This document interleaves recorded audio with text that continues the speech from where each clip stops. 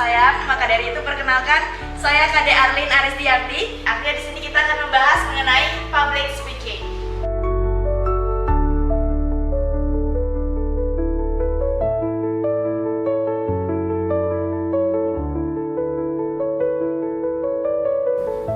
Apakah ada yang bertanya?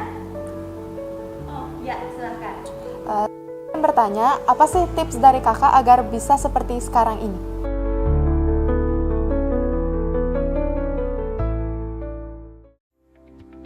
Aku Arlin. Aku adalah salah satu siswa yang sangat aktif di sekolahku. Sebelum aku bisa menyebutkan pernyataan tadi, aku pernah ngalamin masa yang bikin aku minder banget. Ini, aku ceritain. Suatu hari, aku pernah ada di posisi yang paling menegangkan bagiku. Mulai dari grogi disuruh maju oleh guru. Kan, feelingku gak pernah meleset kalau soal ini. Sampai, kata-kataku kadang kurang dipahami oleh teman-temanku.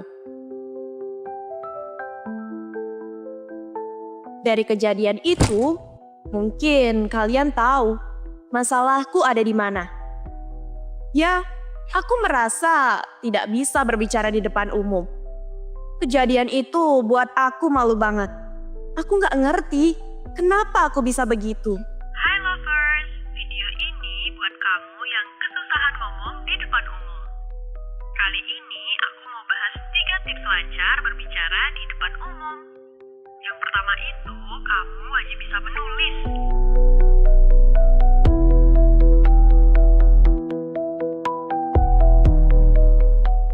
Persiapan yang matang adalah fondasi utama. Semakin kita siap, semakin percaya diri kita. Begitu yang aku simpulkan. Tapi aku bingung harus mulai dari mana.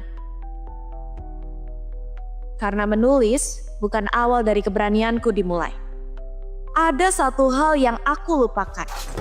Tapi, apa ya?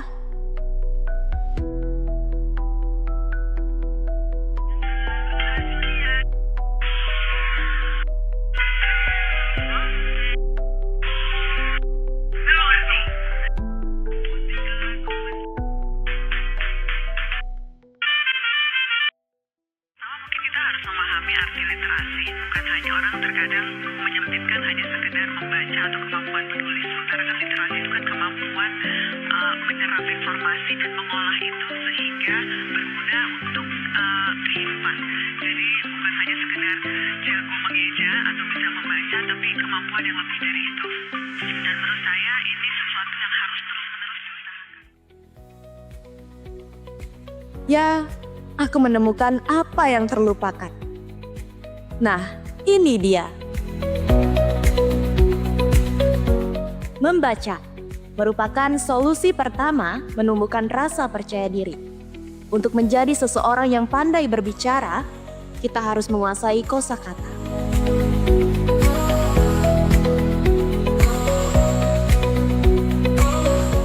Dan dari saat aku mulai membaca, aku mulai menemukan kosakata asing yang jarang aku dengar. Aku menemukan itu semua di dalam buku.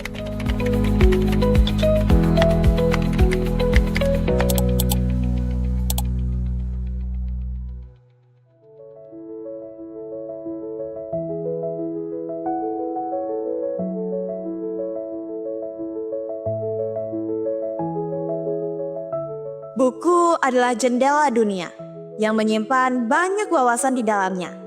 Dan literasi adalah sebuah kegiatan yang membantu kita dalam mendapatkan wawasan yang tersimpan dalam buku.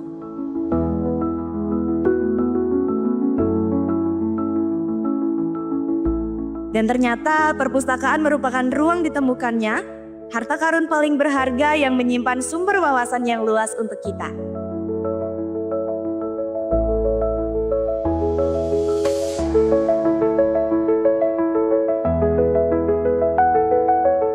Perpustakaan tidak hanya sebuah ruang yang diperuntukkan bagi generasi muda, namun perpustakaan merupakan ruang yang diperuntukkan bagi seluruh kalangan.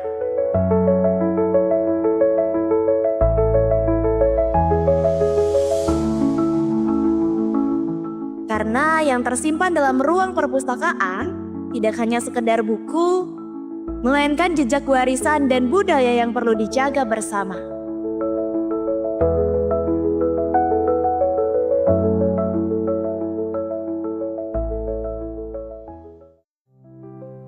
Perpustakaan telah menjadi pusat kebudayaan yang hidup. Tempat di mana nilai-nilai lama dijaga, bukan untuk disimpan di dalam rak buku, tetapi untuk diteruskan dan diadaptasi oleh setiap kalangan.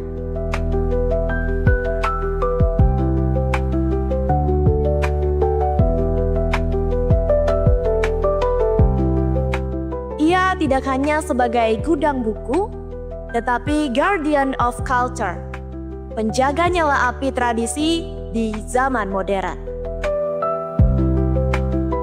Itulah perjalananku sehingga menjadi Arlin yang sekarang. Walaupun cerita singkatku sudah mendekati akhir, tapi episodeku untuk terus maju tidak akan pernah berakhir. Dan aku akan selalu menjadikan literasi sebagai pemeran utama dalam melanjutkan episode-episode selanjutnya.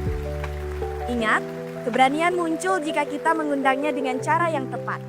Dan cara tepat versiku adalah literasi.